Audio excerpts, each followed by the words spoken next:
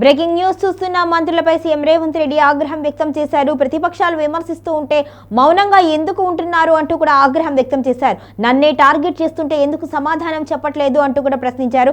అంతేకాకుండా కాంగ్రెస్ ప్రభుత్వం అమలు చేస్తున్న విధానాలకు సంబంధించి ప్రతిపక్షాలకు ఎలా తెలుస్తున్నాయి సీక్రెట్లు అన్నీ కూడా ఆయన ప్రశ్నించారు.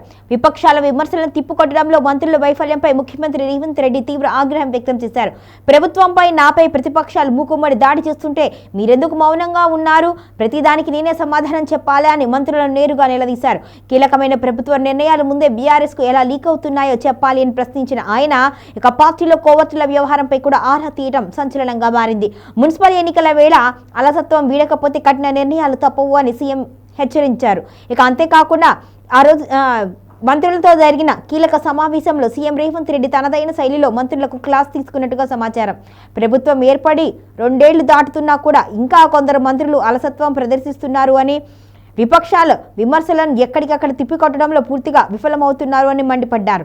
ప్రతిపక్ష బీఆర్ఎస్ నేతలు నన్ను వ్యక్తిగతంగా టార్గెట్ చేసి మాట్లాడుతూ ఉంటే మీరెవరూ కూడా నోరు మెదపరెందుకు అని, మీ శాఖలపై ఆరోపణలు వస్తున్నా కూడా నేనే స్పందించాలా, ఉమ్మడి బాధ్యత ఎందుకు వ్యవహరించడం లేదు అంటూ కూడా మంత్రులను ఆయన ప్రశ్నించారు. అంతేకాకుండా అసలు సమాచారం ఎలా బయటికి వెళుతూ ఉంది అని, ప్రభుత్వానికి చెడ్డ పేరు వస్తుంటే మీరేం చేస్తున్నారు అంటూ కూడా ఆగ్రహించారు. ఇకనైనా దూకుడు పెంచకపోతే పరిణామాలు తీవ్రంగా ఉంటాయని హెచ్చరించారు. ముఖ్యంగా ప్రభుత్వ నిర్ణయాలు అధికారికంగా వెలువడక ముందే బీఆర్ఎస్ నేతలకు ఎలా తెలుస్తున్నాయి అనే అంశంపై రేవంత్ రెడ్డి సీరియస్ అయ్యారు. కేబినెట్ లేదా అత్యున్నత స్థాయి సమావేశాల వేళ తీసుకున్న నిర్ణయాలు గులాబీ గూటికి చేరడంపై కూడా ఆయన అనుమానం వ్యక్తం చేశారు. మన మధ్య ఉంటూ అవతలి వారికి సమాచారం ఇచ్చే కోవర్టులు ఎవరైనా ఉన్నారా అని ఆరా తీశారు. ఇక ఇటీవల మేడారం జాతరలో మంత్రులు కాన్వాయ్పై జరిగిన దాడి ఘటనను సీఎం సీరియస్ గా తీసుకున్నారు. మంత్రులు క్షేత్రస్థాయిలో పర్యటిస్తున్నప్పుడు మరింత అప్రమత్తంగా ఉండాలి అని, ప్రజలకు ఇబ్బంది కలగకుండా అదే సమయంలో భద్రత విషయంలో కూడా రాజీ పడకుండా చూసుకోవాలి అని సూచించారు. అంతేకాకుండా కొందరు మంత్రులు రహస్యంగా భేటీ కావడంపై కూడా సీఎం ఆరా తీసినట్టుగా తెలుస్తుంది. గ్రూప్ రాజకీయాలను ప్రోత్సహించేలా ఉన్న ఈ భేటీల ఆంతర్యం ఏమిటి అని ఆయన ప్రశ్నించారు.